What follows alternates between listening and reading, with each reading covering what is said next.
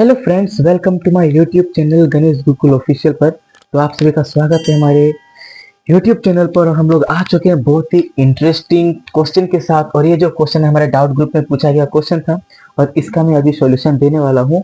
और अगर आपको भी अपना डाउट मुझ तक भेजना है तो वीडियो के डिस्क्रिप्शन में मेरे टेलीग्राम का लिंक मिल जाएगा, तो वहां से मेरा टेलीग्राम ज्वाइन हो जाइए और अपना डाउट मुझ तक भेज दे रही है, ठीक है ना। तो चलो क्वेश्चन को सॉल्व करते हैं। और पता है इस क्वेश्चन का सॉल्यूशन ना मैंने रिकॉर्ड कराया था कल, लेकिन वो ऐसा हुआ ना कि पूरा स्टार्टिंग से एंड तक लगभग सोचो कि 18 से 20 मिनट में बड़बड़ बड़बड़ करता रहा। लेकिन वो रिकॉर्ड तो हुआ, बस आधा रिकॉर्ड हुआ। सोचो कि 7 से 8 मिनट तक बस रिकॉर्ड हुआ होगा, उसके बाद फिर खत्म, लुल हो गया। अब हमको पता ही नहीं कि मेरा माइक ऑन है कि ऑफ है, और हम कराए जा रहे हैं। पूरा जब खत्म हो गया ना, उसके बाद जाके देख रहे हैं कि मेरा माइक में कुछ रिकॉर्ड ही नहीं हुआ है। तो बहुत ज्यादा वैसा दुख हुआ। वो भी उसका उसी का मैं अभी सॉल्यूशन देने वाला हूँ। तो देखिएगा अच्छे से, एकदम बोर्ड पे अच्छे से ध्यान दीजिएगा, तभी आपको क्वेश्चन समझ में आने वाला है। 260200 की धनराशि को राम और श्याम के बीच इस प्रकार विभाजित किया गया कि राम को 4 वर्षों में प्राप्त धनराशि श्याम को 6 वर्षों में प्राप्त धनराशि के बराबर है। यदि ब्याज की दर चक्रवृद्धि ब्याज पर 4% वार्षिक है तो राम का हिस्सा बताओ। तो हमें राम का हिस्सा बताना है। देखो, इस क्वेश्चन को मैं करने का 2 मेथड दूंगा। दोनों मेथड अपने में बेस्ट होंगे। पहला मेथड तो हो जाएगा हमारा बेसिक, और दूसरा हो जाएगा हम लोग का जहरीला मेथड। दोनों ही बेस्ट है। और ये जो क्वेश्चन है ना, ये क्वेश्चन ना 100 में से ना सिर्फ शायद 20% ही लोग इसका करेक्ट आंसर करके आए थे।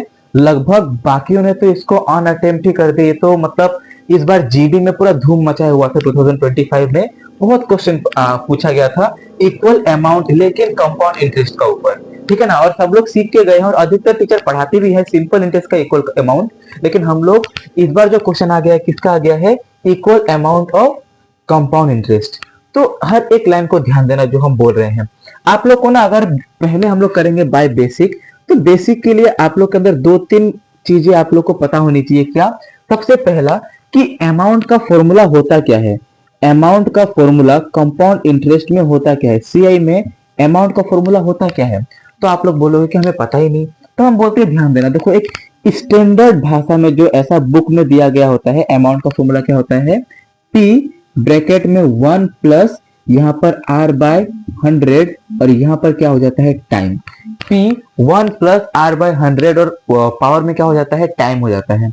ये होता है स्टैंडर्ड लैंग्वेज में, जैसा बुक में दिया गया है वो वाला हम लोग का अमाउंट का फॉर्मूला, ठीक है ना। लेकिन पता है ये 1 प्लस आर बाय 100 का क्या होता है? सिंपल है। इसको हम अपना तरफ से थोड़ा सा मॉडिफाई करके हमने क्या लिखा कि पी और ब्रैकेट में 100 में जितना भी रेट होगा ना उसको जोड़ देना, और नीचे क्या कर देना इधर 100। ये हम लोग का थोड़ा सा मॉडिफाई किया हुआ फॉर्मूला है, कुछ नहीं। बस देखो, 100 इंटू 100 प्लस ये आर है जैसा है, और डिनोमिनेटर कितना हम लोग का 100, तो नीचे कितना लिखे हम लोग? 100 लिखे हैं। वही वाला अमाउंट का फॉर्मूला है, बस हमने इसको थोड़ा सा चेंज करके लिखा है। अब देखो इसको हम लोग कैसे करके लिखेंगे। हमें यहाँ पर क्या देकर रखा है? यहाँ पर हमें रेट देकर रखा है। रेट कितने आप लोग क्या बोलोगे? 4% है। चलो बहुत बढ़िया। अब देखो ध्यान से, सबसे पहले क्या बोला गया है? राम को 4 वर्षों में प्राप्त धनराशि, यानी राम का 4 वर्ष का जो अमाउंट है ना, वो शाम का 6 वर्ष का अमाउंट का बराबर है। राम का 4 वर्ष का अमाउंट शाम का 6 वर्ष का अमाउंट का बराबर। तो क्या लिखो?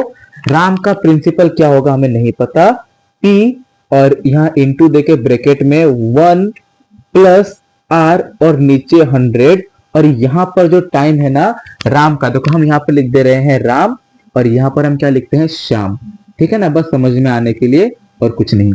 तो राम का क्या हो जाएगा? पी ब्रैकेट में 1 प्लस आर बाय 100, और टाइम कितना है राम का? आप बोलोगे राम का टाइम कितना है? 4 है, ठीक है ना। अब देखो आप लोग यहाँ पर ना, देखो ये तो मैंने फॉर्मूला टाइप में लिख दिया है, लेकिन आप अगर इसको सीधा सिंपल सरल भाषा में लिखना चाहो तो कोई बात नहीं, मैं नीचे लिख दूंगा, कोई बात नहीं।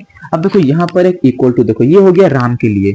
अब शाम का हमें पी पता नहीं, इसको P1 मान लेते हैं, इसको हम लोग P2 मान लेते हैं। फिर इंटू ब्रैकेट में 1 प्लस आर बाय 100, और यहाँ पर जो इसका टाइम कितना है शाम का? 6 है, तो ऊपर कितना लिख दो? 6 लिख दो, ठीक है ना। एकदम कोई दिक्कत की बात नहीं होगी, बहुत सिंपल है। अब पता है यहाँ पर P1 इंटू अब देखो यहाँ पर ये जो फॉर्मूला है ना, ये 100 प्लस आर बाय 100 सिंपल, पता है हम लोग कैसे लिखते हैं रियल में? देखो यहाँ पर नीचे हो जाता है 100, होता है ना। अब ये 4% ब्याज है, ब्याज में पैसा क्या होता है, बढ़ता है ना। 100 में 4 जोड़ो कितना होता है, आप बोलोगे 104, कितना होता है 104, और ऊपर कितना पावर है 4 है। क्लियर, हमने इसी को यहाँ पर लिखा है। अब अगर मान लो किसी को अगर ये समझ में नहीं आया ना, तो क्या करेगा कि देखो ये 1 प्लस ये आर का जगह में क्या लिखेगा 4, और नीचे कितना हो जाएगा 100, 100 एकम 100, 100 और 4 कितना होता है 104, और नीचे कितना आ जाएगा 100। इसी को हमने डायरेक्ट लिखा है नीचे। ये तो है अमाउंट का फॉर्मूला जो हम लोग को यहाँ पर कंफ्यूजन क्रिएट करता है ऐसे करके हम लोग लिखने से, लेकिन वैसा कुछ है नहीं, ज्यादा दम इसमें होता नहीं है। अब देखो यहाँ पर P2 का इसमें क्या मिलेगा शाम का, तो P2 इंटू यहाँ पर देखो 1 प्लस आर बाय 100 ना, इसका ऐसा मत करो, क्या बोलो कि देखो पहले तो ये 100 था, 100 में 4% बढ़ गया तो कितना हो गया 104, और इसका पावर कितना है 6 है।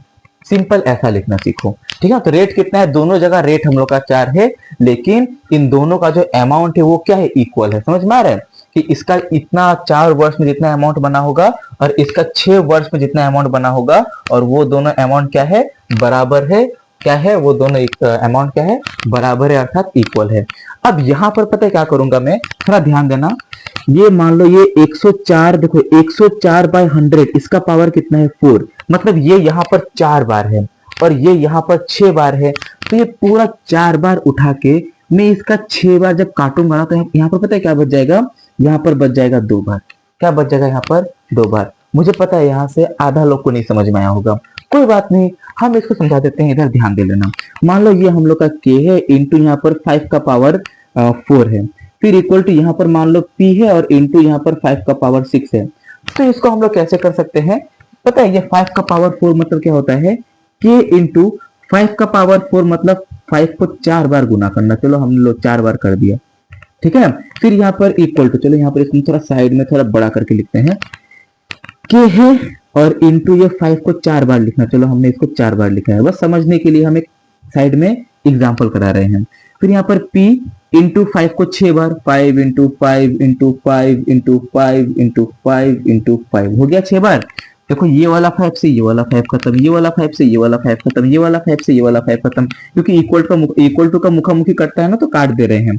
ये वाला 5 से ये वाला 5 खत्म, यहाँ पर क्या रह गया k, और यहाँ पर p, और यहाँ पर 5 का पावर क्या रह चुका है, तो आप बोलोगे 5 का पावर 2 रह चुका है ना। वही हमने बोला कि यहाँ पर 5 का पावर 4 है ना, तो इसका ये क्या काटेगा, 6 में से जब 4 निकाल दोगे ना, यहाँ पर क्या बच जाएगा, बस 2 बच जाएगा। तो 5 का पावर कितना बच जाएगा, 2 बच जाएगा। वही हमने काटा है कि 104 बाय 100 का पावर यहाँ पर 4 है ना, और यहाँ पर 6 है, तो इसका 4 पावर, इसका 6 पावर में से 4 पावर को खत्म करेगा तो बचेगा कितना, 2 पावर। क्लियर।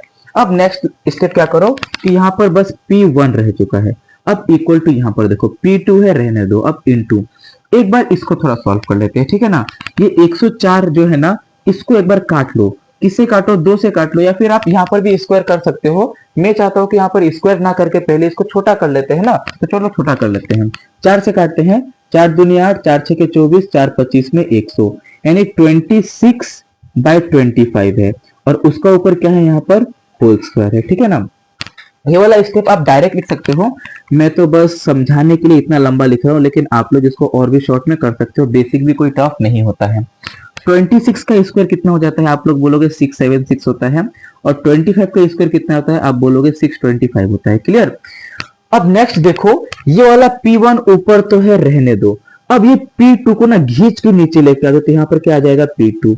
अब इक्वल टू ऊपर क्या रह जाएगा 676, और नीचे क्या रह जाएगा 625, यानी P1 यानी राम को इतना रेशियो पैसा मिला था और श्याम को इतना रेशियो पैसा मिला था, ठीक है ना।